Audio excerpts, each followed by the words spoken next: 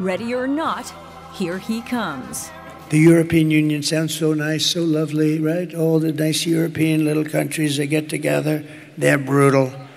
If only they did get together when it comes to collective security. European governments have fretted for years that a second Trump term could sharply reduce U.S. military support. This is not a drill any longer. Europe is in real danger in the sense that we aren't ready for the possibility of an armed attack on EU territory or NATO territory. Too many military capabilities can still only be provided on a large scale by the U.S.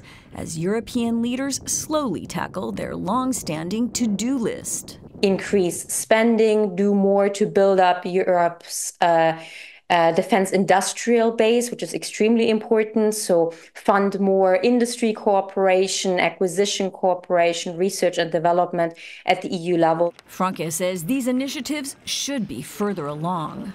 As part of efforts to jolt EU countries out of this complacency, European Commission Chief Ursula von der Leyen is trying a new tactic. She's appointed the bloc's first ever defense commissioner. He's from Lithuania, a country that invests a lot in its own military, and for which the question of whether Europe can defend its own territory could be a matter of life or death. Andrius Kubilius gets it. He says he'll present a plan of action within his first 100 days. Only working together, we can build a stronger, more resilient, and more autonomous European defense and space sector, so that the EU is ready for the most extreme military contingencies from wherever they will come. Kubilius reminded lawmakers in response to their worried questions that those extreme military threats come from Vladimir Putin and not Donald Trump.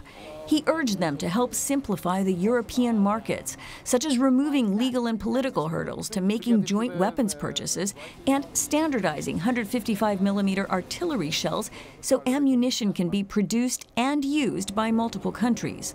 Former Latvian Prime Minister Krišjānis Kariņš says sometimes policymakers just need to get out of the way. We should take off the political table as much as we can, allow the industry to develop, and take away the hurdles for industry to work, and then we'll be able to meet our security commitments.